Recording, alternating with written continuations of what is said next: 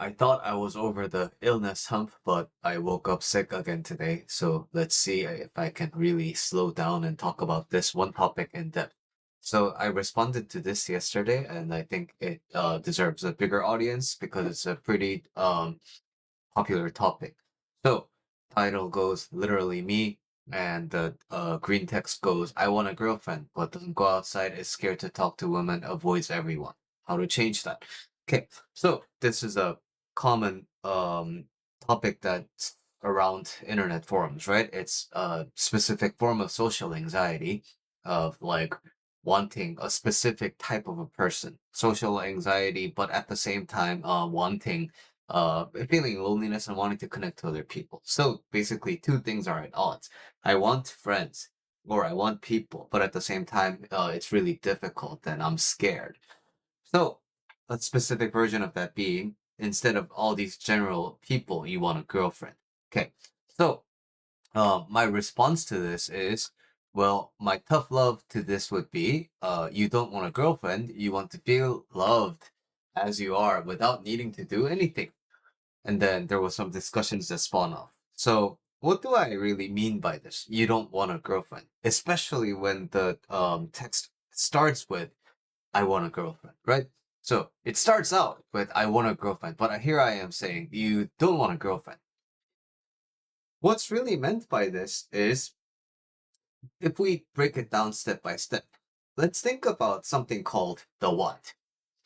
When you have a desire, when you have a want, there's people don't really distinguish between I think I want this versus I actually want this. In the world of Warcraft, community, there's a instance where people wanted to get World of Warcraft Classic, and then I forget his name, but the game director at the time said, "You guys think you want World of War Classic, but you don't." But later down the line, they ended up releasing World of Warcraft Classic. But anyway, we think we want something versus what we actually want something. Many people don't differentiate between the two. It's very important that we distinguish between the two if we really want to stop having these internal conflicts where one side of us is pulling us one way and the other side is pulling us the other way. So, a very easy way to tell what you actually want instead of what you think you want is simply by looking at your life. When you look at your life, you're kind of already doing the things that you really want to do. So, if you're not going out and if you're not meeting people, then that kind of means unconsciously you really, really, really want to not meet people. But maybe I don't phrase it like that. Maybe what you really want is I want to feel safe. I don't want to venture outside of my bubble of safety. So this is the more harmonious way of looking at things, right? So technically, what I want is still not a girlfriend. Why? Because if I really wanted a girlfriend, I would be doing girlfriend getting activities. But I'm not doing that. So instead, what am I doing? Well, I'm kind of staying at home, not doing anything. So on the surface, it looks like that's what I want to do. In that case, then why do I have this, pull? Why do I still feel uncomfortable? You still feel uncomfortable because in your head, you think you want a girlfriend. So I know this is a bit complicated. So let's break it down one more time. Forget about the thought for a minute. Just examine your life.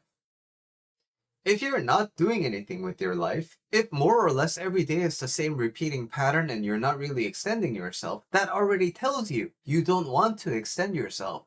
That already tells you you just kind of are comfortable with the way things are. And most importantly, you want to continue being comfortable. You don't want to feel threatened. You don't want to feel fear. So when we take it like that, then you might disagree. No, man, I actually do want to go out and meet people. I actually do want to. Okay, sure. But you think you want it. You think you want to have that, you think you want those things. And I'm not saying this is completely false. There is a part of you that also wants, social interaction and such. But it's just that when it comes to one winning over the other, you keep preferring safety. You keep preferring staying inside of your bubble. That's why things tend to stay this way. So I'm just kind of repeating the same point over and over in different words so that it clicks by like your next rewatch, right? Again, we look at our life.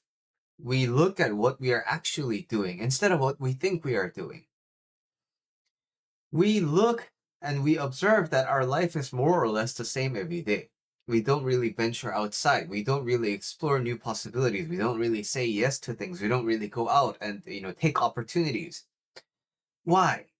Because we don't want to feel safe. We don't want to feel threatened. If that's not the answer you're satisfied with, then answer this question. Why do you stay in the same kind of life every day? You'll have your own answer for that. And then, why can't we be at peace with it? Oh, okay. So now I understand. I want a comfortable life. Okay, so I'm gonna stay in this comfortable life. Life is comfortable. Everything is great. You could think this, but in that case, you're kind of living the life that you want, but why are you uncomfortable? Well, that's because you have this other need, you have this other desire. I want to not feel lonely. But when it comes to, do you want to not be lonely or do you want to stay comfortable? Usually, this ends up triumphing the other. That's why you kind of stay in the same bubble. So, what's the compromise here? The compromise is, what if I don't do anything? And what if I'm staying safe in my bubble and I'm not lonely? So this internal desires compromising together is what ultimately materializes into this thought of I want a girlfriend. Why?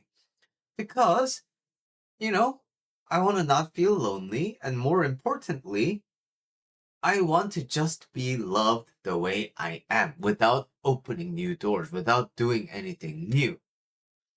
That's the expanded desire, right?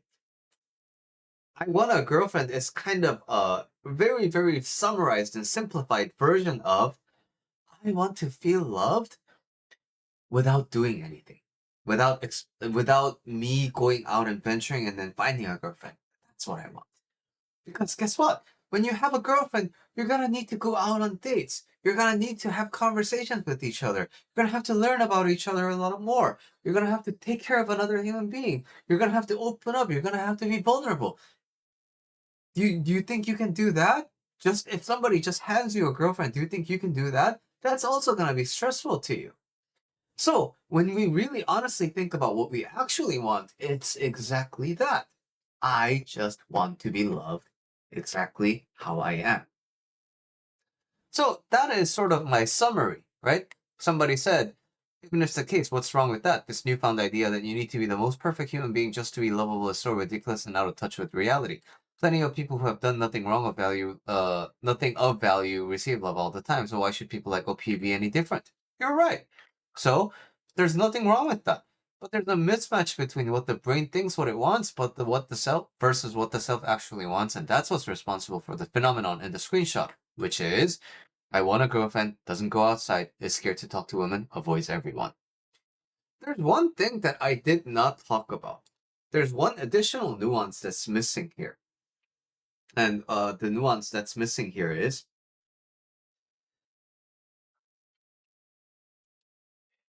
this.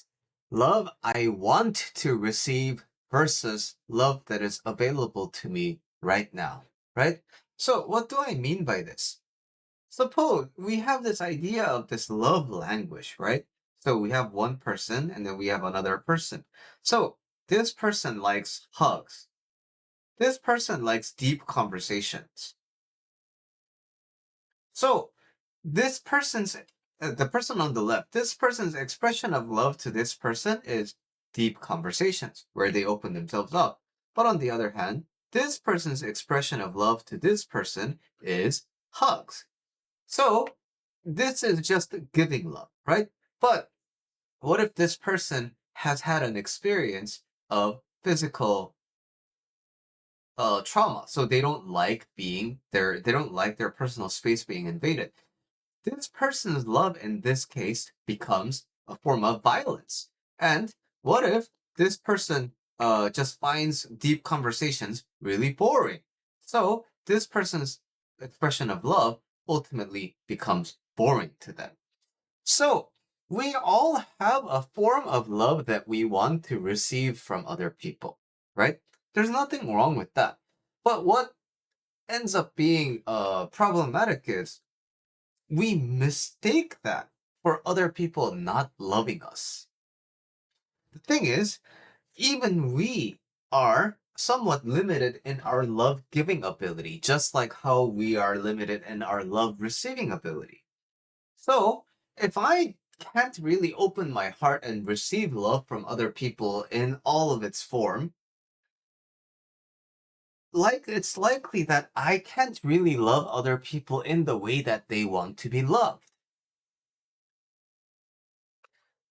But because we tend to live in our heads, we keep thinking, I'm not loved. This is a big mistake.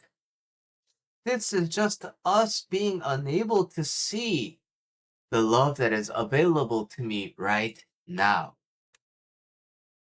So when it comes to loneliness and when it comes to feeling unloved, what you have to understand is there may be a lot of love that's available to you right now, but you just don't know how to receive it.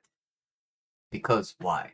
You are focused on receiving the love that you specifically want to receive. So this is the bit of a bigger dialogue around this phenomenon of I want something, but then I'm not doing anything for it, which is sort of a form of procrastination, I think also. Hopefully tomorrow I'll have a better voice, but that's it for today's video. See you next time.